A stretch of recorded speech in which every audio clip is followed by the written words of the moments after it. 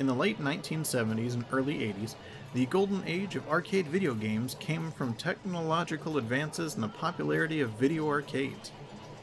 In the 80s, there were over 24,000 full arcades and 1.5 million arcade machines in the US alone. In 1982, the film industry's combined revenue was $3 billion as opposed to the $8 billion that arcade video games were bringing in via quarters. The arcade scene then held 2/3 of the total video game market revenue, where home consoles held just 1/3. That's in stark contrast to the arcade game landscape of today, as arcades are few and far between. Much of the early craze stems from the technology that consumers were only able to attain by playing games in an arcade, as home consoles were still technologically limited. Many consumers would pay for a Pong machine to use at home and sacrifice game options for the convenience of entertainment and the comfort of their own homes. Atari jumped into the scene with additional game types, but what they delivered did not feel like playing a genuine arcade game. One company, though, had the ambition and drive to create an authentic arcade experience for the consumer and forever change home gaming expectations.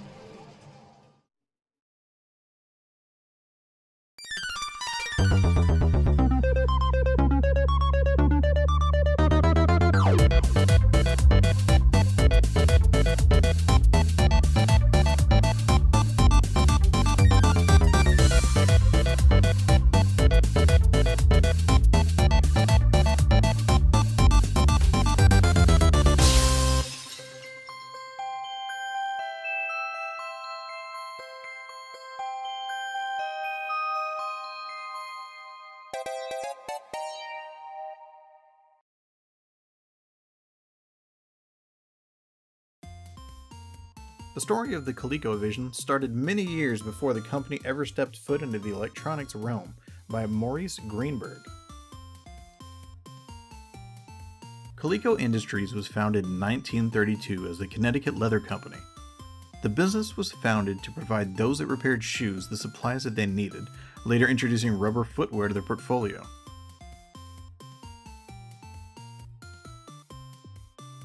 Because of World War II, there became an increased demand for their wares due to a rubber shortage, as well as leather shoe rationing implementations in 1943 for civilians.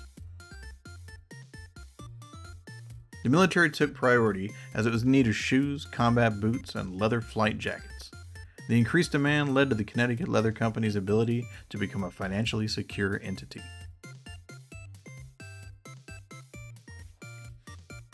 Early into the 1950s, the founder's son, Leonard Greenberg, continued to diversify the company and created leathercraft kits. These kits were popular as they allowed both adults and children the chance to flex their creativity to produce leather goods by hand. Due to the ease of getting started and the fun nature of the activity, the market adopted the kits well. When 1954 rolled around, the New York Toy Fair selected the Connecticut Leather Company's Leather Moccasin Kit as a child guidance prestige toy, which nudged the company into the toy business. In 1956, the company was interested in utilizing new vacuum forming processes for plastic goods, leading to the creation of many new plastic toys and wading pools.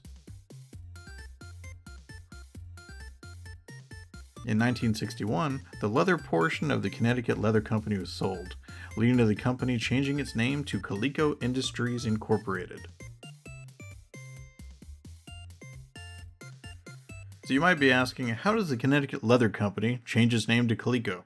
Well, let's see here. Here we have Connecticut Leather Company. Let's get rid of that part there. And take care of the LE, put that after this CO here. And we'll take that last CO and put it at the end here, and there you go.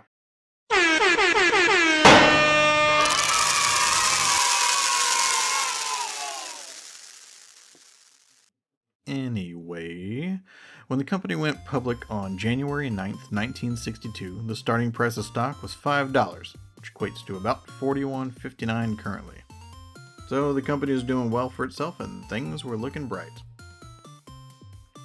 For the next decade, the company became the largest manufacturer of above-ground swimming pools in the world. That's right, fellow pop culture historians. If you had an above-ground pool in the 1960s, there was a good chance that it was made by a one-time leather company that would later make a gaming console. Hi, Dad.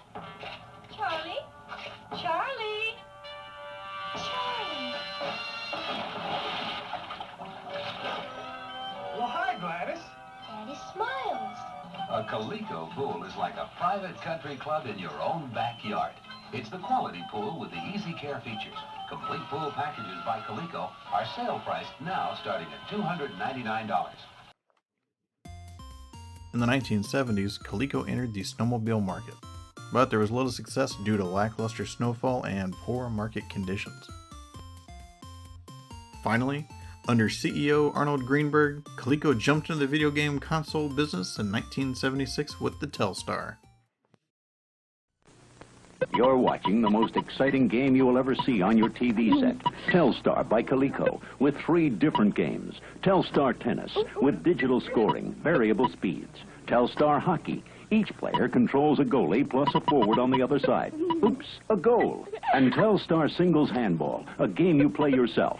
Telstar Handball, Tennis, Hockey. All 3 at an exciting low price. For great family fun, hitch your TV to a Telstar by Coleco. Atari had a hit with its Pong console, which led to a plethora of competitors trying to manufacture copies based on General Instruments' Pong in a Chip. The staggering demand led to a shortage of those chips, but luckily, Coleco was one of the first companies to get an order in, so they were able to be ahead of the curve just enough to break even on the console. Pong consoles were based off of a single game, Pong, more or less, which contained a couple of paddles and a ball. Some consoles came with television overlays to change the visual layout, but for the most part, the games were still just a mix of those contents. Over the lifespan of the Telstar, there were 14 consoles. Games that were focused on the Pong aspect of the system, such as hockey, handball, and tennis, were present on most models, but some contained additional peripherals like steering wheels for racing games, guns for shooting games, and joysticks for tank-type combat games. The Gemini even had a side button on either side of the unit to mimic playing a pinball machine for 4 included pinball games. These 14 consoles all hit the market over a 2-year period and combined to sell 1 million units. The oversaturation of the Pong consoles in the gaming market caused Coleco to come close to bankruptcy. Coleco then decided to have a go at the handheld electronic game market to compete with Mattel. They created games based off of sports, like soccer, baseball, and football. Man, listen up. Your Coleco's head-to-head electronic sports games, and you know what competition is all about. Against the computer or head-to-head. Right. Head-to-head football, remember, the outfits can pass, but you can blitz.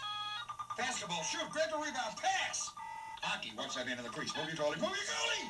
Baseball, check his average. He may decide to swing away. Soccer, pass, take out the goalie and score. Now, how are you going to play him? Head-to-head! Head-to-head electronic sports from Coleco. Even before the ColecoVision, Coleco wanted to provide gamers with a sense of playing an arcade game in the home. Coleco created tabletop mini-arcades of popular licensed arcade games like Frogger, Donkey Kong, Pac-Man, Miss Pac-Man, Donkey Kong Jr., Galaxian, and Zaxxon. The graphics were similar to Nintendo's Game & Watch series, but had bright colored graphics to give the arcade feel, for the most part. As with many handhelds in the 80s and 90s, there was a trade-off of graphics for portability. They did sport an arcade cabinet shell to give the players an arcade feeling, which had not been done before. To promote their new arcade line, there was a series of commercials featuring Mr. Arcade, helping gamers to attain the dream of playing an arcade game at home. Hey, that's Frogger! Yeah, it's the official tabletop version of the arcade game. It plays the same. Where'd you get it? Mr. Arcade is here. Galaxian, it's mine. Pac-Man. You want to take it home? Yeah. My own Pac-Man. Mr. Arcade, could you? Donkey Kong? Donkey Kong? The official tabletop version. Frogger, Donkey Kong, and Midway's Pac-Man and Galaxian. The arcade games you can take home with you from Coleco. Finally, it was time for the ColecoVision. It was a second-generation home video game console produced by Coleco Industries in 1982. Its main purpose was to battle the Atari 2600 for home console dominance. What Coleco did not know is that it would not only be battling with Atari at retail stores, but in the courtroom as well.